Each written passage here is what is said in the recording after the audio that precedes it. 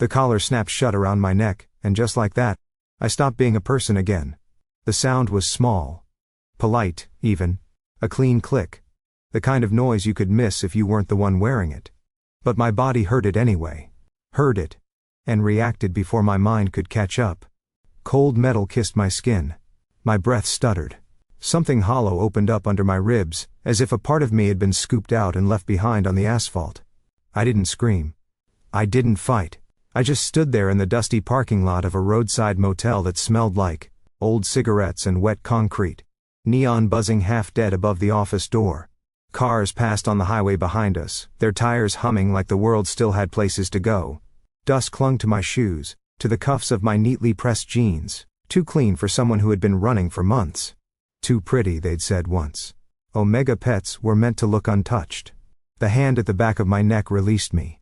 I swallowed, and forced myself to breathe through it. In for 4. Out for 6. The way I'd learned when panic attacks were punishable instead of inconvenient. Comfortable? I asked lightly, as if there wasn't a reinforced collar resting against my pulse.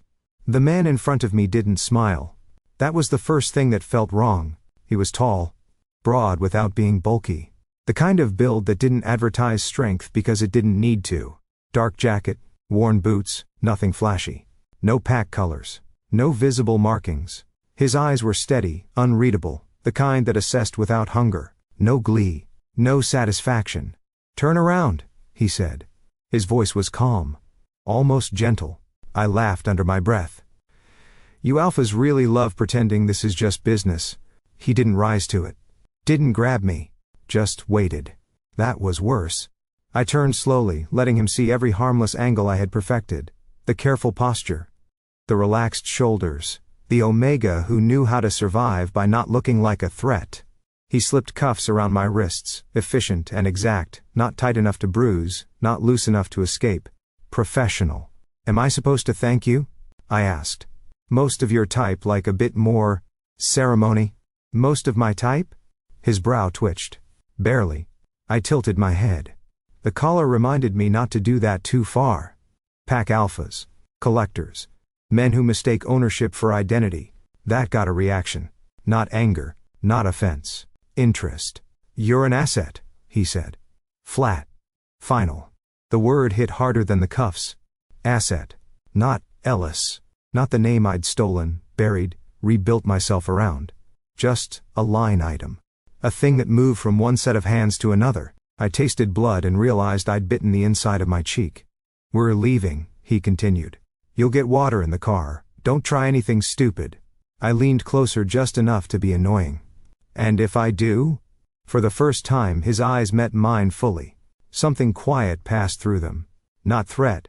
Not promise. Certainty. "Then I secure the cargo," he said. "And continue as planned." Cargo. Asset. Object.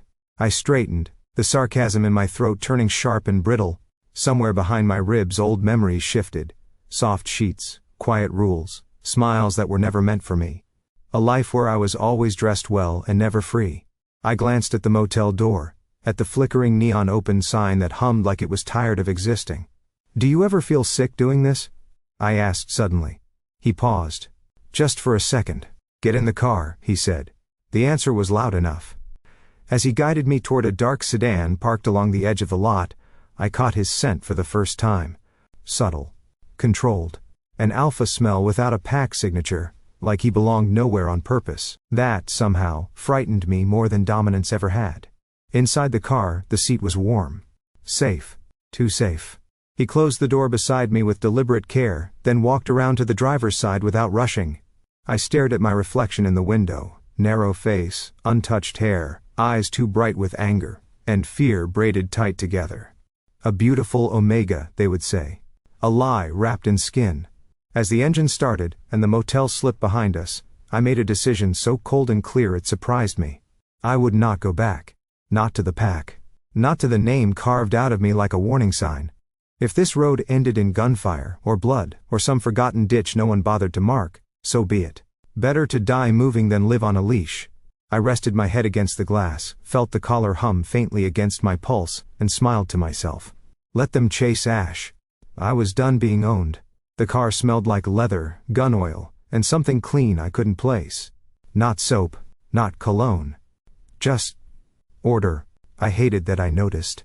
Highway lights slid past the windows in long, pale streaks. The engine purred smoothly beneath us, unhurried, like it knew exactly where it was going and didn't need to rush to get there. The night pressed close outside the glass, vast and indifferent, while inside the car, everything felt too contained. Too controlled. A perfect situation for an alpha who liked things neat. Gray drove without looking at me. Not once. No glances in the rearview mirror. No sideways checks. His hands rested easy on the steering wheel, long fingers relaxed, knuckles unscarred. A man who trusted his restraints. A man who trusted himself. I tested the cuffs experimentally, shifting my wrists just enough to feel the bite of metal. He noticed, not by looking, but the way his shoulders adjusted, barely perceptible. Good. So he was paying attention. Is this where you give the speech? I asked. Rules, consequences, the whole charming lecture. Rules, he said. That was it. I smiled faintly. Right. My mistake. The road stretched ahead of us, empty but for the occasional truck roaring past, like a reminder that other people were living normal lives somewhere nearby. Somewhere unreachable. Rule 1, Gray said, calm as the hum of the engine. You don't touch me. I let my gaze slide deliberately to his hands. You wound me. Rule 2. You don't attempt to remove the collar. I swallowed, my throat moving around the weight of it. Rule 3, he went on. You don't do anything stupid that would force me to restrain you further. And here I was, planning my great escape via interpretive dance, I muttered. He almost smiled. Almost. My pulse caught on that nearly expression. I hated that too. Who's the client? I asked after a moment. No names. Powerful though, I guessed. They always are. Silence stretched between us, broken only by the tires hitting a rough patch of road. He didn't deny it. Are they expecting me alive? I pressed. Yes. For how long? This time, he looked at me. Not directly, just a brief flick of his eyes, sharp and measuring, like he was checking the structural integrity of a bridge. You'll arrive breathing, he said. What happens after that isn't part of my contract. Ah. There it was. I felt something twist in my chest, ugly and familiar. That quiet acknowledgement that my future belonged to someone else's paperwork. Comforting, I said dryly. We drove like that for a while. Me, cataloging. Him ignoring the cataloging and doing it anyway. He drove 5 miles under the speed limit. No sudden lane changes. No music. The heater was set just warm enough to keep the cabin comfortable, despite the cold night pressing in. The windows were clean, the dash meticulously uncluttered. This wasn't a man who enjoyed chaos, which made the faint sense of safety curling in my stomach all the more infuriating. I rested my head back against the seat and stared at the ceiling. You know, I said. The leash works better if you pretend you're not holding it. I'm not pretending, Gray replied. Honest too, I mused. You're full of surprises. I don't lie to what I'm transporting. I closed my eyes. Transporting. Another word that rubbed raw. Against my will, my breathing evened out. The steady rhythm of the car was doing what years of training taught it to do. Lowering my guard, convincing my body that this was a controlled environment. A safe one. I resented that deeply. Why freelance? I asked quietly. Most alphas like packs, power, titles. Most alphas like being told who to hate, he said. I don't. That earned him my attention. I turned my head, studying him openly now. The line of his jaw. The way his eyes stayed on the road but nothing else slipped past him. That's not an answer, I said.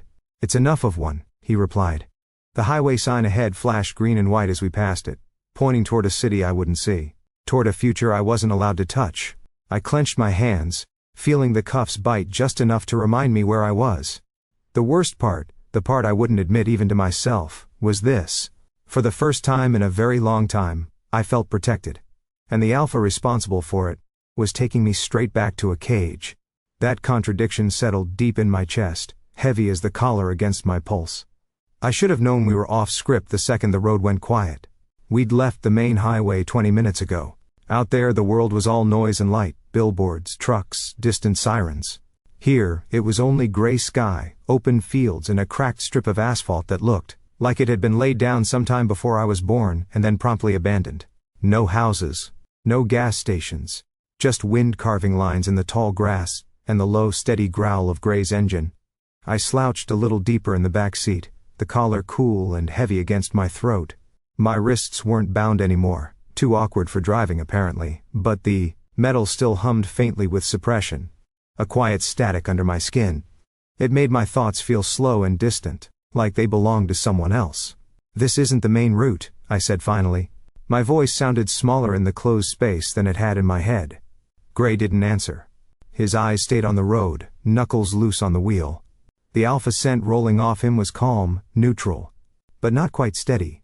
There was a thread of focus pulled so tight through it that it felt sharp against my tongue. "You miss a turn back there?" I tried again, forcing casual into my tone. "Or is this the scenic tour for abducted Omegas? Because if there's gonna be a gift shop Quiet," he cut in, not even glancing at me. "We're avoiding a checkpoint." My heartbeat hopped. "Checkpoint?" "Random sweeps," he said. "You're tagged." "I'm not in the mood for paperwork." I hated that made sense. I hated even more that my body, traitorous thing that it was, loosened a fraction at the idea he at least had a reason. Wind buffeted the car. The sky was a flat, dirty white, clouds layered like an old bruise. My fingertips tingled. No scent of rain yet, just the dry, electric kind of air that made your skin feel too tight. Sometimes, when I'd still belonged to a pack, days like this meant staying inside. Movie marathons. Blankets. A dozen heartbeats pulsing under one roof. My chest cramped. I breathed through it. "You picked the wrong road," I muttered. Gray's jaw flexed once. "You talk when I ask you something." "Wow," I said under my breath. Customer service really downgraded since I was property. He heard that, of course he did, but he didn't rise to it. The silence stretched. I started counting the fence posts flicking past. 2008. 29. 30. The world exploded. It was sound first. A crack like the sky tearing. Something slammed into the front of the car with a metallic shriek, throwing me sideways. My shoulder hit the door, pain blooming white hot. The engine choked, the steering wheel jerked, and Gray swore under his breath. Not loud, just a clipped, "Hold on," through gritted teeth. The second impact spun us. The horizon whipped past the windows, field, sky, until the wheels lost the road altogether. Then gravity grabbed us by the throat. We hit the ditch nose first. The seatbelt carved into my chest. The collar bit into my neck. For a second there was no sound, just my pulse roaring in my ears, and the faint hiss of dust raining down from the roof. Then, voices. Distant. Shouting. Footsteps thudding over broken asphalt. The sharp, unmistakable stench of burnt rubber and hot metal, overlaid with something that made every hair on my arms stand up. Gun oil and adrenaline. Sour alpha aggression closing in. My body went cold. Not the shaky kind of fear from earlier. This was deeper, older. Something wired into bone and nerve, built to keep small, pretty things alive when bigger, uglier things came hunting. My breathing went shallow. My hands curled uselessly against the seat. Every instinct screamed the same thing. Down. Hide. Don't move. Gray moved first. He shoved his door with his shoulder. It stuck, then gave way with a groan. He levered himself out, glass crunching under his boots. For a heartbeat I thought he'd just leave. Take whatever weapons he had stashed, disappear into the field, let the men coming down the road collect the easier prize. It would have been smart. The back door wrenched open. "Out," Gray snapped. Cold air knifed into the car, carrying grass and dirt, and the echo of running feet. I stared at him, stupidly. "Wah!" He reached in, fingers closing around the collar, and dragged me half across the seat. The tug knocked the air out of my lungs. Pain flared bright under my jaw, but beneath it, my Omega senses jolted on, dim through. The suppression but still there, his scent, sharp with focus but not fear. Calculation, protectiveness. "Why, they're after you?" The words tore out of me, thin and incredulous. "They're after something in this car," he said. "Right now that's you. Move." Another shot cracked, closer. Asphalt chips spat against the side of the vehicle. The sound ricocheted through my skull. My legs finally remembered how to work. We slid down into the ditch just as a truck roared up behind us, tires squealing. Gray pushed me ahead of him, one hand firm between my shoulder blades. Keeping my head down, the other steady at the small of my back. Wet soil sucked at my shoes. Tall grass closed around us like fingers. "Keep going," he murmured. "Through the field, stay low." "You could have run," I hissed, voice shaking so hard I barely recognized it. "You should have run." His breath brushed my ear as he leaned in, guiding me under a tangle of thorny brush. Maybe I'm bad at taking advice. We dropped to our knees, then to our bellies, the earth damp and cold beneath my palms. The collar dug into my throat. I could hear the men on the road now, doors slamming, someone barking orders, a muffled curse at the sight of the empty front seat. "He can't have gone far. Check the ditch." My pulse spiked. My body wanted to bolt. Somewhere deep that old training screamed, "Don't make noise, don't make trouble, don't." Gray's hand found my wrist and pressed it into the ground. Not hard enough to hurt. Just enough to pin me in place. The weight of his palm, warm and solid and undeniably there, cut through the shaky static in my head. "Breathe," he whispered. "Slow, follow me." It was insane to listen to him. He was literally the one delivering me back to the nightmare I'd clawed my way out of. He was a problem. A walking threat. And yet my lungs, the traitors, matched the rhythm of his like they'd been waiting for it. In, 2, 3, out, 2, 3. The men above us peered down into the ditch. Boots scraped against the loose earth inches from my face. I swallowed a sound when clods of dirt tumbled over my fingers. Nothing. Maybe he got thrown clear. He's an Omega, not a damn superhero. Spread out, check the field. Their footsteps moved on. The tall grass rippled as they pushed through it, away from our cramped little hollow. My muscles screamed from holding still. A beetle crawled over my knuckles. I focused on Gray's thumb rubbing a slow, absent circle over the inside of my wrist, like he didn't even realize he was doing it. He could have left. The thought lodged like a stone under my ribs. He could have left you. He didn't. When the footsteps faded enough that the wind took over again, Gray shifted his weight, his chest brushing my back. We were too close. Not even a handspan between my spine and his sternum. His heat soaked through my clothes, steady and grounding. "Congratulations," I muttered, because if I didn't say something, I might start shaking again. "You just risked your life for your asset.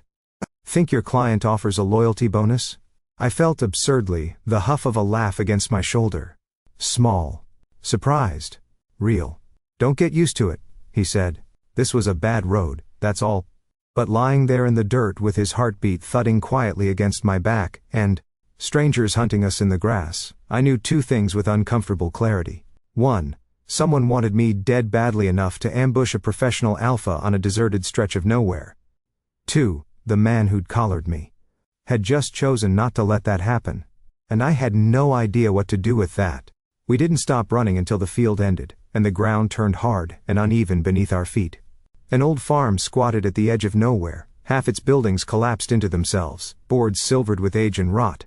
A lean-to hung off the main barn like an afterthought, roof patched, with mismatched metal sheets that rattled when the wind shifted. Gray slowed first. I followed, lungs burning, the collar warm now against my throat, buzzing faintly like it was enjoying the chase. He ducked under the lean-to and pulled me in after him. The narrow space smelled of wet hay and rust. A drip landed on my sleeve. Then, another, rain. Of course. It started soft, the kind that felt more like the sky sighing than breaking. Dust darkened into mud. The world narrowed to the few feet under the roof, and the quiet, steady presence of the man beside me. Gray paced once, twice, then stopped. His jaw was tight. There was a smear of dirt on his cheek he hadn't noticed yet. "You hurt?" he asked, eyes flicking over me. I blinked. The question landed wrong, too. "Human. My pride's in critical condition," I said. "Other than that, still alive. Thanks for asking." He huffed under his breath. "Sit." I did. Mostly because my legs were done pretending they had ambitions beyond keeping me upright. I leaned back against a wooden post, the rough grain biting through my shirt, and took stock of myself, bruised shoulder, scraped palms, adrenaline wearing off in cold waves. Gray crouched a few feet away, back to the rain, scanning the open yard beyond the barn. Tension rolled off him now, sharp and edged, a far cry from the controlled calm in the car. For the first time he looked like someone who had just survived something instead of planned it. "They weren't random," I said quietly. "No. They knew where we'd be." "Yes. Your client?" I asked. He didn't answer. He didn't need to. The rain picked up, tapping faster against the metal roof. A sudden gust blew it sideways, speckling the dry dirt at our feet. I exhaled slowly and made a decision that tasted like metal and risk. "Help me get to the border," I said. Gray's eyes slid to me, measuring. "That wasn't the agreement." "True," I said. "But the original plan involved me arriving alive and whole. Your client just paid people to shoot up your ride. Seems like a breach of customer trust." A corner of his mouth twitched. "You're bargaining?" "I'm excellent at it." Silence stretched. The rain drummed. Somewhere in the field, something small skittered away to shelter. "I'll pay double," I went on. "Cash, no pack intermediaries, no names. You drop me at the border and this," I lifted my chin slightly, the collar catching the low light, "stops being your problem." Gray leaned back on his heels. He looked tired now, in a way that went deeper than muscle or bone. His gaze hovered at my throat, then deliberately moved away. "And if I say no?" he asked. I shrugged, even though the movement tugged at my sore shoulder. "Then I run. You chase. One of us gets shot in a field somewhere that won't remember our names." "That doesn't sound like a plan that favors you." "It's a plan that includes choice," I said. "That's a luxury where I'm from." That made his eyes sharpen. For a second, I thought he might refuse out of pure principle. Instead he reached out, fingers brushing the collar. My body went rigid before I could stop it. "Easy," I told myself. "You're not owned here. You said so." He adjusted something at the back. There was a soft click, different from before, lighter. The pressure eased, just enough that I sucked in a deeper breath without meaning to. Not off, never off, but looser. A concession. "Rules change," Gray said. "The collar stays. I don't trust you not to bolt." Offended, I deadpanned. Deeply. "You don't touch me," he continued. "I don't touch you unless you force it. You do anything reckless, I put you back on a shorter line." "Ah," I said. "So now I'm a semi-autonomous asset." His gaze flicked up to mine. There was something almost amused there. "You asked for a deal." I met his eyes and held them. The air between us felt charged, thick with things neither of us wanted to name. Fear. Curiosity. That traitorous pull my body insisted on responding to, no matter how much I told it this alpha was temporary. Convenient. Dangerous. "Fine," I said at last. "On one condition." He raised a brow. "You don't sell me back," I said. "Not to them. Not to anyone." The rain softened, like it was listening. Gray's answer took longer than before. "Agreed," he said finally. "Border only." Something in my chest eased. Just a fraction. "Congratulations," I told him lightly. "You've officially downgraded from kidnapper to, what, smuggler?" "Don't push it," he said. But there was a trace of humor threading through his voice now. We lapsed into silence, listening to the rain and the distant wind in the grass. My breath had slowed. My hands had stopped shaking. I hated that.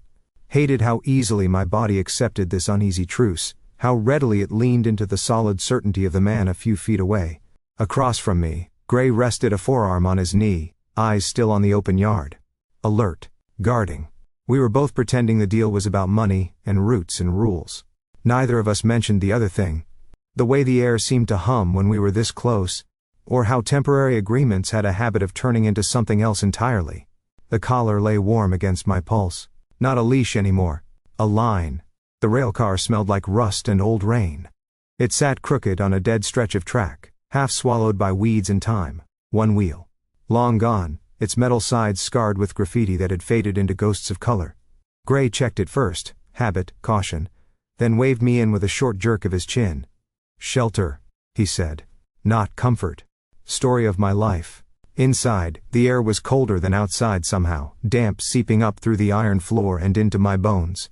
The walls hummed faintly in the wind. Moonlight slipped through gaps in the metal, striping the space in pale bands. There was one blanket. It lay folded near the far wall, rough wool, military issue by the look of it. Someone's old emergency stash, forgotten when the train stopped running and never reclaimed. I stared at it too long. Gray noticed. "Of course he did. You can take it," he said. "What, no rules?" I asked lightly. "I'm shocked." "You're smaller," he replied. "And cold." I bristled reflexively, then hated myself for it when my body betrayed me by shivering harder. The collar was muted, barely humming now, but it didn't do anything for body heat. Or pride. Right, I muttered, crossing the rail car and lowering myself onto a ledge of old crates. The metal bit through my jeans immediately. Delicate Omega Constitution. You're doing it again, Gray said. Doing what? Trying to make it hurt less by joking. I froze. Slowly, I wrapped the blanket around my shoulders. It smelled like dust and storage and nothing else. Neutral. Too neutral. Gray stayed where he was, by the open end of the rail car, a good 3 feet away from me. He leaned back against the wall and slid down until he was sitting on the floor, knees bent, forearms resting loosely on them. Deliberate distance. I felt it like a bruise. The cold crept in anyway. Through the floor. Through the cracks. It slid under my clothes and settled low in my abdomen, a familiar ache. I tried to relax, but my muscles refused, coiled tight in anticipation of something I couldn't name. My body remembered things my mind worked very hard not to. Don't assume safety. Don't let your guard drop. Warmth is never free. I swallowed and focused on my breathing like Gray had taught me in the ditch. Slow. Intentional. It didn't help.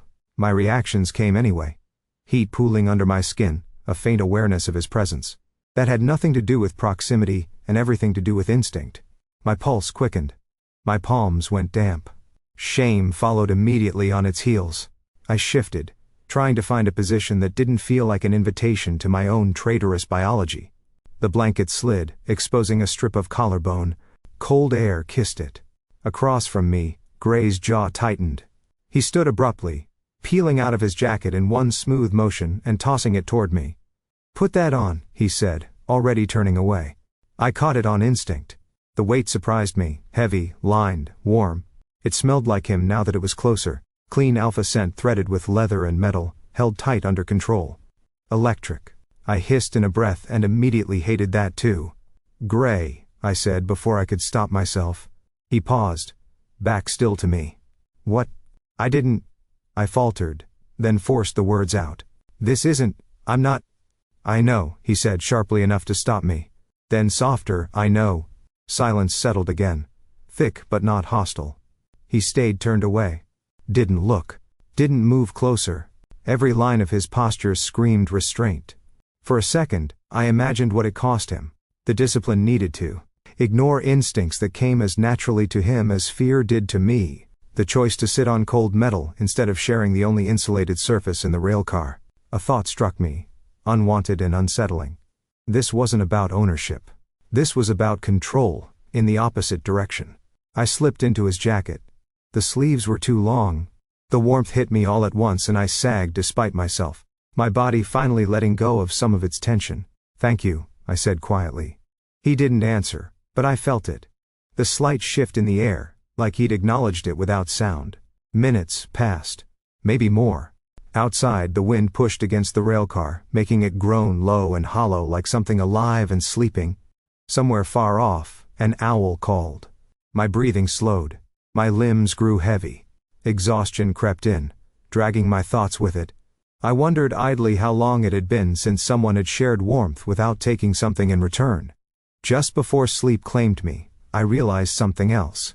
For the first time since the motel, the collar wasn't the heaviest thing on my neck. The cold ground was, and somehow, impossibly, that felt like progress. By morning, the rain had committed. Not the polite drizzle from the farm, but the kind that soaked through seams and crept into places it didn't belong. The fields were slick with mud, grass bent low and shining, the world reduced to gray sky and brown earth, and the narrow strip of road cutting through it all. We walked. The car was gone. Abandoned where we'd left it hours before dawn, too visible, too loud. Gray said nothing about it. Just handed me a battered backpack he'd found stashed in the rail car and started. Down the road like rain and distance were concepts he'd already solved. I trudged after him, boots squelching with every step. 10 minutes in, my left boot made a wet, defeated sound, and water flooded in. I stopped walking. Gray paused several steps ahead and glanced back. Problem? I lifted my foot and tilted it. Water poured out like an accusation. I'd like to file a complaint with the universe. He stared at my boot. Then the other one. Both were soaked through. A snort escaped him before he could stop it. I raised my brows. Was that a laugh? No, he said immediately. That was air. Alpha air. I nodded solemnly. Very distinctive. He shook his head and kept walking, but his shoulders were looser now, like the rain had washed something sharp off him. I followed, squelching theatrically.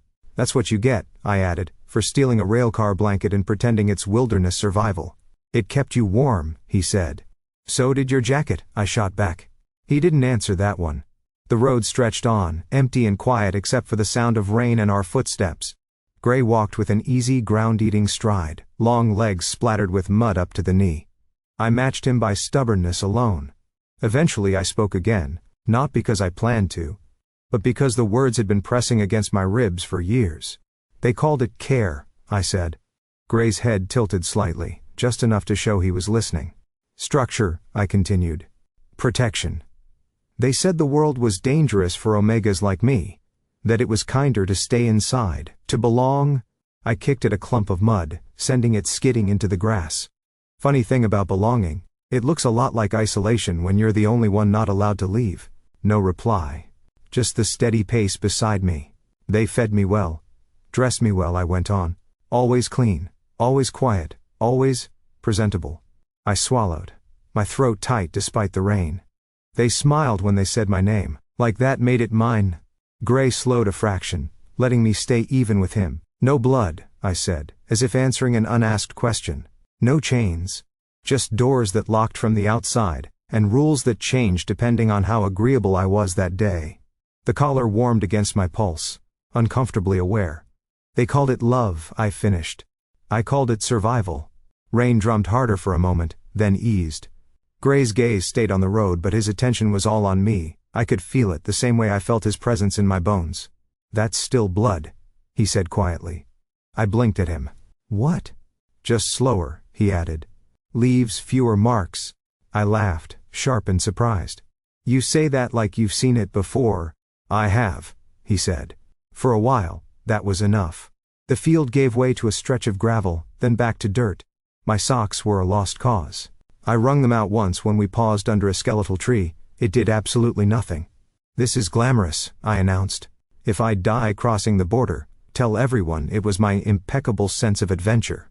Gray glanced down at my boots, then reached into his pack and tossed me something. Spare socks. I stared at them. Then at him. You planned this? No, he said. I plan for variables. I'm a variable now? He looked at me. Fully this time. You've been one since the motel. The words settled warm in my chest, unwelcome but undeniable. I changed socks under the miserable excuse for shelter the tree provided, mud squishing, rain dripping down my neck. When I stood up, Gray was watching the tree line, alert as ever. But there was a curve to his mouth I hadn't seen before. Better? He asked. Marginally less tragic, I said. I'll take it. A beat passed. Then he laughed. Really laughed. Low and brief. Gone almost as soon as it appeared. But it was real. And it cracked something open in me. The sound surprised both of us. We stood there in the rain, two muddy, exhausted figures on a nowhere road, and shared a look that felt dangerously close to understanding. Then Gray cleared his throat and turned away. We should keep moving. Border's still a day out. Of course it is, I sighed, falling back into step beside him. But as we walked on, rain softening around us, boots squelching in reluctant harmony, I realized something had changed. The road was still cold. The future still uncertain. But the silence between us no longer felt empty. It felt honest. I woke up choking on my own breath. Not from a nightmare, those were ordinary, manageable, but from the sharp, metallic taste at the back of my tongue and the sudden ruthless clarity in my senses. The world rushed in all at once, damp wood, cold dirt, rain-soaked fabric, Gray's scent threaded through everything like an accusation. No. I pressed a hand to my throat. The collar was warm. Too warm. The faint hum beneath my skin had changed pitch, gone uneven, like a damaged wire sparking where it shouldn't. The suppressants were failing. Panic didn't come fast. It crept. Low and quiet and vicious. My pulse skidded, my stomach hollowing out as if my body already knew what my mind was trying to deny. I shifted carefully, testing myself. Every movement felt louder than it should have. Every inhale carried more information than I wanted. Too many layers, too much truth. Omega. Unmasked. Not fully. Not yet. but close enough that I could feel it leaking out of me in tiny, treacherous fragments. Across the narrow shelter, an abandoned tool shed with a roof that sagged but hadn't given up yet, Gray sat rigidly awake. He wasn't looking at me. Not directly. His gaze rested somewhere past my shoulder, focused on nothing, jaw locked tight enough to grind stone. He knew. My chest tightened. "You smell it," I said flatly. Gray exhaled through his nose. Slow. Controlled. "I smell a change. Don't insult us both." His eyes flicked to me for a brief dangerous second, then away again. "You need more suppressant?" "I need you not to pretend this is surprising," I snapped. The words came out sharper than I meant them to. Fear has a way of sanding down restraint until everything cuts. Gray stood, deliberately turning his back to me. He took 2 steps farther away. Space, distance, control of the situation, in the only direction that didn't involve touching. "I'm not moving closer," he said. "Is that what you want to hear?" I laughed. It came out brittle. "You want credit for basic decency now?" Silence stretched, brittle as overstressed wire. "Yes," he said finally. "Actually, I do." That stopped me cold. I pushed myself upright, blanket sliding to my lap. "So, this is it," I said, heat flaring under my skin, humiliation riding right on top of it. "You wait. Watch. Let it get bad enough that I stop being useful and start being manageable." He turned then. Fast. "That's not what this is," Gray said, voice rough, stripped of its usual calm. "It always is," I shot back. "You all say it's about safety or restraint or rules, but you're just waiting for the moment I slip. The moment my body betrays me enough that you can justify stepping in." "That's not choice," I added bitterly. "That's pressure." He crossed the space between us in 4 long strides, then stopped, hard, like an invisible line had snapped taut between us. Close enough that his presence pressed against my senses, but still not touching. "I am not waiting for you to submit," he said. "I'm waiting for you to decide." My laugh died in my throat. "Decide what?" I demanded. "To ask," he snapped. "To choose what happens next, or to tell me to leave the damn shed." My heart kicked painfully against my ribs. "I could make this easier," he went on, voice rising, emotion breaking through for the first time since I'd met him. "I could override it, push you down, tell myself it's instinct or necessity or my right. Plenty of alphas would." My skin prickled at the truth in that. "I'm not doing that," Gray said, quieter now but no less fierce. "Because control is not the same thing as consent, and I won't pretend otherwise." The words landed harder than any restraint ever had. For a moment, I couldn't speak. My body was a mess of signals: heat, fear, awareness, shame, while my mind scrambled to catch up with the idea he was offering me. A choice. Messy. Risky. Mine. I wrapped my arms around myself, breathing through the spike of sensation as carefully as I could. "Then turn away," I said hoarsely. "Please." Gray didn't hesitate. He turned. Sat back down. Increased the distance instead of closing it. The air between us buzzed, charged but unclaimed. My scent wavered, surged, then slowly, mercifully, settled into something quieter. Not gone. Never gone. But not screaming either. Minutes passed like that. Long, fragile minutes, stitched together by rain tapping against the roof and the sound of 2 people pretending not to listen for each other's breathing. Eventually, my pulse slowed. "Gray," I said softly. "Yes." "I accused you because I was afraid." "I know. And because part of me expected you to prove me right." He faced forward, but his voice was steady. "I know that too. The truth lay between us, not as comfort, not as promise, but as something solid enough to stand on. The suppressants still lay to me. My body still remembered things I tried to forget. But for the first time, the control wasn't being taken from me. It was being handed back. Awkwardly, imperfectly, and on my terms. And that terrified me more than the collar ever had. The checkpoint was nothing but a skeleton now. Concrete barriers split and toppled like broken teeth. A rusted gate hanging open. On one hinge, its warning signs bleached pale by years of sun and neglect. A bridge stretched beyond it, narrow and high, spanning a shallow ravine, where rainwater crept along stone like a hesitant afterthought. Gray slowed as we approached. The road here was quieter than it should have been. No birds, no insects, just the hum of wind against dead metal. I felt it then. Pressure behind my eyes, tight and familiar. The place where secrets wake up. "We should stop," I said. Gray did. Immediately. No questions. We stood at the edge of the checkpoint, the bridge looming ahead of us. Somewhere beyond it lay the border, not a line on a map so much as a thinning of rules, a place where names mattered less than intent. I wrapped my fingers around the edge of my jacket sleeve.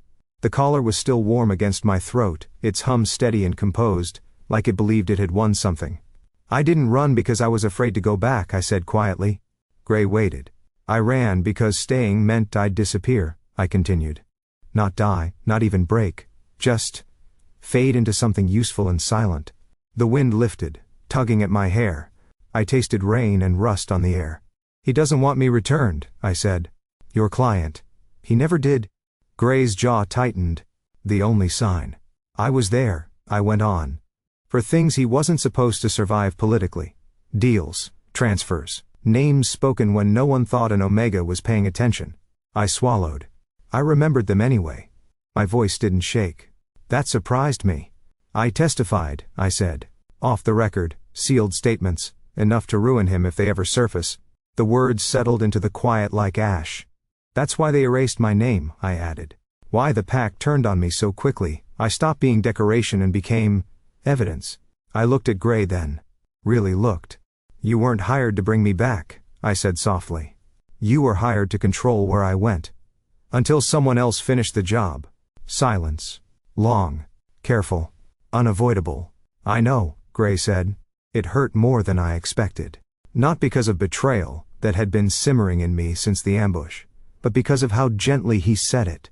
Like a confession instead of a defense. How long? I asked.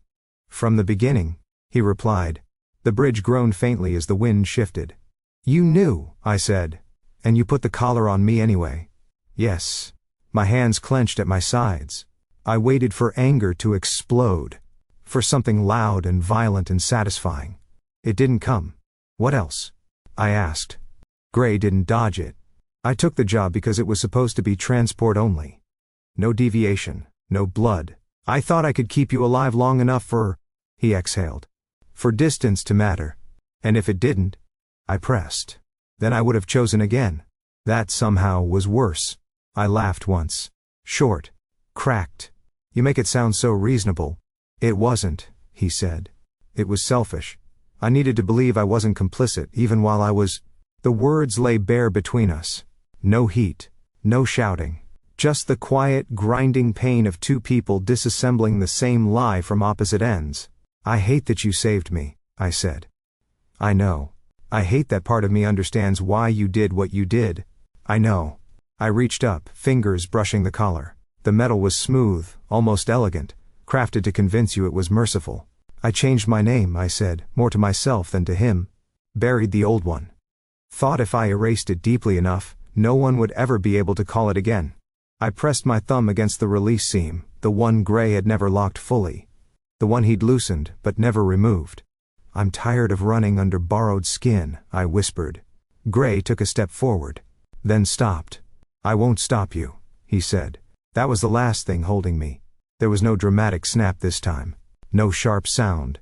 Just a soft click, almost intimate, as the collar loosened and slid free into my hands. The weight vanished so suddenly I staggered. Cold air touched my throat. My pulse jumped wild and exposed. My scent, unfiltered, uncertain, spilled into the space between us, not as a command or invitation, but as truth. I breathed through it. Gray didn't move. I let the collar fall. It hit the concrete with a dull, final sound. I don't belong to you, I said. I never did. I know, he answered. I don't know what waits for me past that bridge, I went on. I don't know if those sealed statements will ever matter. Or if his reach will outlast my courage. I know, he said again. I stepped back, then another step farther, the distance opening without resistance. But I won't cross it wearing someone else's chains, I finished. I turned away.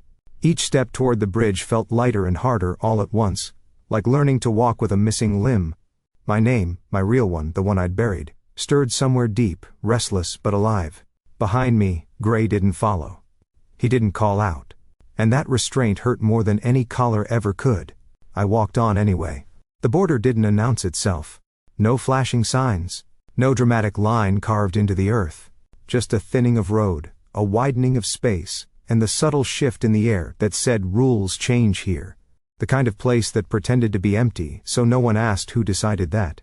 I'd taken no more than 20 steps onto the bridge when I heard engines. Plural.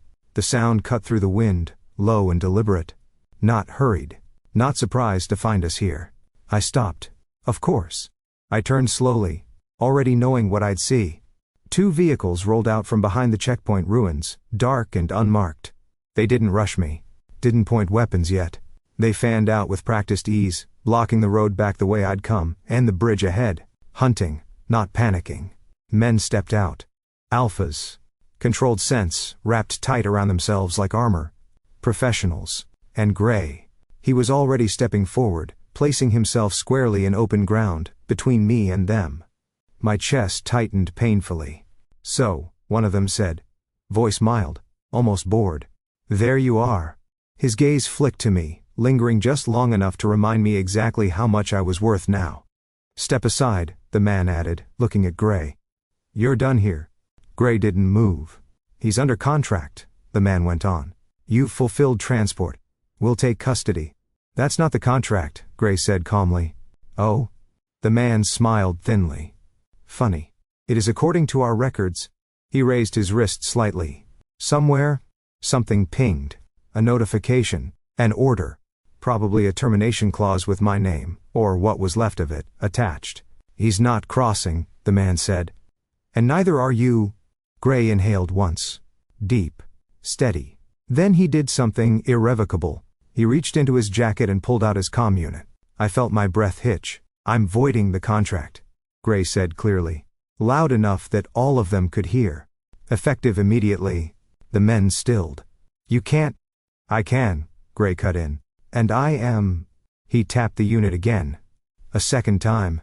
Then crushed it in his hand, and let the pieces fall at his feet. The sound echoed, sharp and final. "I won't transfer the asset," Gray continued. "I won't delay him.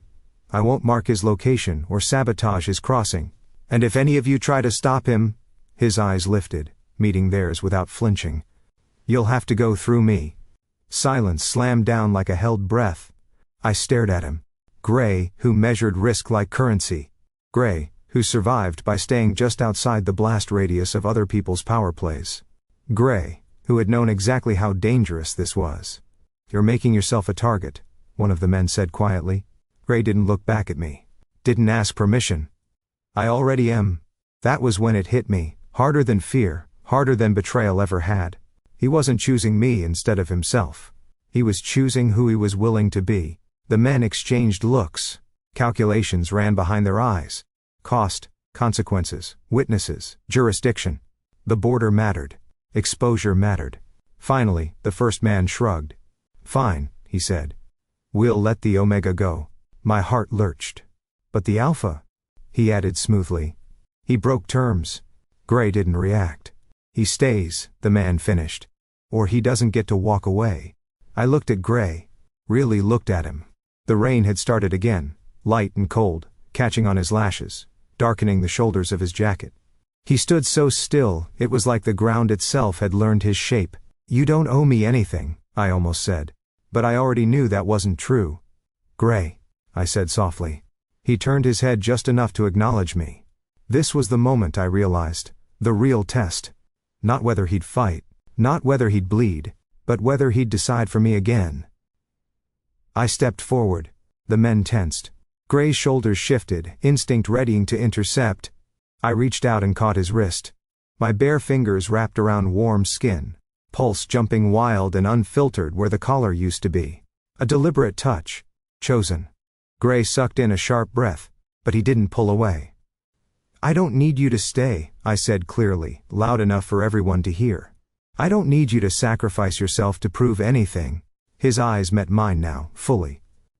"I need you to finish what you started," I went on. "And choose yourself too." The border wind cut between us, sharp and clean. Slowly, carefully, Gray turned his hand over, threading his fingers through mine instead of closing them around my wrist. A question. I tightened my grip. "Yes." He nodded once, almost imperceptibly, then let go. Gray stepped back. The men watched him closely as he moved, not toward them but sideways, clearing the path. He's crossing, Gray said. Alone. I took another step. Then another. No one stopped me. Behind me, the tension shifted, not resolved, just redirected. I knew even without looking, that Gray was no longer invisible. That lines had been drawn and faces remembered. But that was his choice. Mine was simpler. I crossed the border without chains, without running, without anyone holding my breath for me. And for the first time when I let myself look back, I didn't feel owned. I felt answered. The first thing I noticed on the other side of the border was how quiet my breath sounded. Not lighter, not freer, just mine. Dawn crept in slow and pale, turning the sky the color of wet paper. The bridge behind me looked smaller in the early light, less like an edge, more like a memory, already deciding how it wanted to be remembered. Wind tugged at my jacket, cool and insistent. I walked a little farther before stopping, just to be sure no one was going to tell me to turn back. No voice came. I reached into my pocket and pulled out the collar. It felt absurdly small now. All that weight, all that authority, reduced to a curve of metal and circuitry that fit in my palm. Carefully, almost tenderly, I set it on the ground near the marker that claimed this side of the world for someone else entirely. I lifted a rock. One clean strike. The collar cracked with a sharp splintering sound. A second blow crushed it flat, sparks blinking out like something exhaling for the last time. I didn't feel triumph or grief, just relief. I left the pieces there and kept walking. The road beyond the border wasn't much of one, gravel and dirt, thin, from lack of traffic. But it held a promise the other side never had. Choice in every step. I heard footsteps behind me. Slow, unhurried, familiar. I turned. Gray stopped a respectful distance away, hands loose at his sides. No weapon. No armor of authority. Just a man who had crossed a line because he'd decided that not crossing would be worse. You came, I said. He shrugged lightly. I wasn't being arrested today. I snorted before I could stop myself. That's your idea of reassurance? It's honest. Fair. For a moment neither of us spoke. The light strengthened around us, softening hard edges, turning the world into something almost kind. The space between us wasn't charged now. It was just space. I won't ask, Gray said finally, for anything. I believed him. I won't promise, he went on. I don't know what this looks like yet. Or if people will come looking. I nodded once. They probably will. Good, he said dryly. I'd hate for the trip to end quietly. That did it. I laughed, full and unguarded, and a little embarrassed by how good it felt.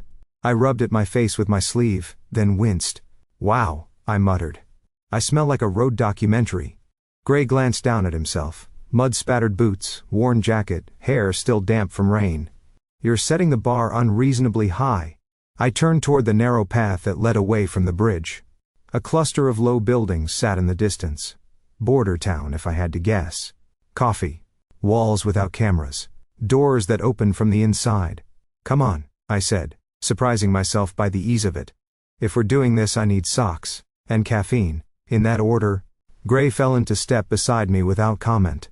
We walked like that for a while, not touching, not rushing. Letting the morning claim its space between us. When my stomach growled loudly enough to feel accusatory, he shot me a look. Breakfast negotiation already? He asked. I'm an Omega, I said solemnly. Hunger is a powerful political force. He considered. Explains a lot. I smiled. At the edge of town, where the road widened and the world remembered how to be ordinary, I stopped again. There's something else, I said. Gray waited. My name, I continued. The one you know. It was never mine to begin with. He didn't flinch. Do you want to change it? I thought about the name I'd buried. The one that still echoed when I wasn't careful. The one that had survived erasure and fear and silence. No, I said softly. I want to choose it. Ellis. I said it again in my head. Not as a disguise. Not as a shield. As a beginning. Gray nodded. No comment. No ceremony. The sun cleared the horizon at last, spilling gold across the low buildings. Painting us in long shadows that stretched forward instead of back. Some ashes stay behind. Some traces lead forward. I stepped into the morning. This time, I wasn't running.